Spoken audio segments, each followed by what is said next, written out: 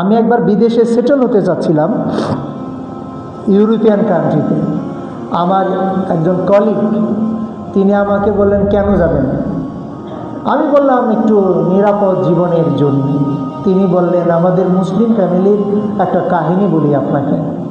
তারা ওখানে সেটেল হয়েছে এবং ছেলে মেয়ে এক পর্যায়ে দেখা গেল যে তারা অবৈধ রিলেশনে জড়িয়ে পড়েছে। মুসলিম ফ্যামিলি আইন যেটা আছে সেই সিস্টেমের বাইরে চলে গিয়েছে। মা বাবা অনেক বুঝিয়েছে, একদিন মেরেছে, পুলিশ এসে মা বাবাকে ধরে নিয়ে গিয়েছে এবং পরে মা বাবা রাগ করে ওই বিদেশ থেকে আবার নিজের দেশে ফিরে এসেছে। এরকম বহু কাহিনী আছে। পরিবার ভেঙে গেলে কি হবে? পরিবার ভেঙে গেলে আমাদের দ্বীন ইসলামকে টিকিয়ে রাখা সম্ভব হবে না। যদি ফ্যামিলি টিকে না থাকে তাহলে বৈধ সম্পর্ক থাকবে না, হালাল হারাম থাকবে না, জেনা বেবিচার পুরোটাই ছেয়ে ফেলবে, বৈধ সম্পর্ক থাকবে না, আল্লাহর দেওয়া নির্দেশ মান্য করা হবে না, রাসূল সাল্লাল্লাহু আলাইহি ওয়াসাল্লামের সুন্নাত মান্য করা হবে না। মসজিদে সে যতবারই সিজদা দিক, যদি রিলেশন খারাপ হয়, মনের ভেতরে অবৈধ সম্পর্কের কথাই বারবার স্মরণ হতে থাকবে। তখন এই ইবাদত আর কী কাজে লাগবে? এই জন্য বিয়েটা হলো নিজের চরিত্রকে, নিজেকে শুদ্ধ রাখার, মনকে শুদ্ধ রাখার ইসলামী বিধান। এই কারণে মা বাবাকে দায়িত্ব বলা হয় ছেলে মেয়ে উপযুক্ত হলে বিয়ে দেওয়ার ব্যবস্থা করার। ছেলে মেয়েদেরকে বলা হয় বিয়ে করার জন্য তাদেরকে প্রস্তুতি নেওয়ার। আপনারা জানেন রাসূলুল্লাহ সাল্লাল্লাহু আলাইহি ওয়াসাল্লাম এই কথাগুলো বলেছেন। তবে আমি একটু পেছনের কথাটা একটু বলা দরকার মনে করছি যে রাসূলুল্লাহ সাল্লাল্লাহু আলাইহি ওয়াসাল্লাম বলেছেন, আমাদের পরিবারকে যদি আমরা সুরক্ষা দিতে চাই তাহলে সুরক্ষাটা কোথা থেকে শুরু করব?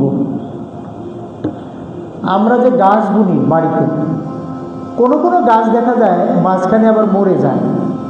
কত কিছু দিলাম কিন্তু মরে যায়, কত যত্ন করলাম, কোনো কোনো গাছ টিকে যায়। এই জন্য কৃষক ফ্যামিলিতে আমরা যারা আছি তারা গাছ বোনার সময়, ফসল বোনার সময় আগে কিছু সিস্টেম ফলো করি।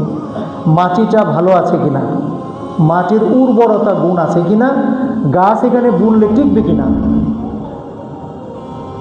এরপরে আমি যত্ন করলে গাছটা সমৃদ্ধ হবে, শক্তিশালী হবে। কিন্তু গোড়ায় যদি গলদ থাকে তাহলে পরবর্তীতে যতই যত্ন করি না কেন আর ওই গাছটাকে বাঁচানো যায় না। ফ্যামিলি সুরক্ষা করতে গেলে শুরু হতে হবে কোথা থেকে? প্রথমে তো বিয়ে থেকে শুরু করতে হবে।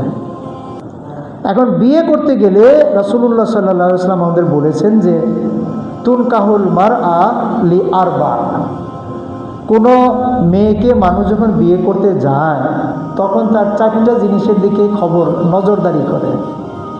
আপনাদের এগুলো মুখস্থ আছে তাই না? লি মা আলেহা, দেখে মেয়েটার সম্পদ আছে কিনা বা মেয়ের বাবার সম্পদ আছে কিনা, এই বাড়িতে বিয়ে করলে লাইফটা সেটেল হয়ে যাবে কিনা, ধনী হতে পারবো কিনা, আর্থিক সাহায্য পাবো কিনা, এইটা চিন্তা করে। দ্বিতীয় চিন্তা করে লি হাসাবিহা, তার বংশ মর্যাদা কেমন আছে, হাই ফ্যামিলি আছে কিনা, আমি ওখানে বিয়ে করলে জাতে উঠতে পারবো কিনা, এইটা চিন্তা করে। এরপরে চিন্তা করে লি জামালিহা, মেয়েটা সুন্দর কিনা, সুন্দরী কিনা, এইটা চিন্তা করে। আর চিন্তা করে কি অলি দীনিহা, এবং তার মধ্যে দিনদারি আছে কিনা, সে ধার্মিক কিনা। আমাদের দেশে অবশ্য ধার্মিকটা এতভাবে চেক করা হয় না, গিয়ে শুধু জিজ্ঞেস করা হয়, মা একটু সূরা ফাতিহাটা পড়ো দেখি, তুমি নামাজ পড়তে পারো কিনা, কোরআন পড়তে পারো কিনা, এইটুকু টেস্ট বেশি করা হয়।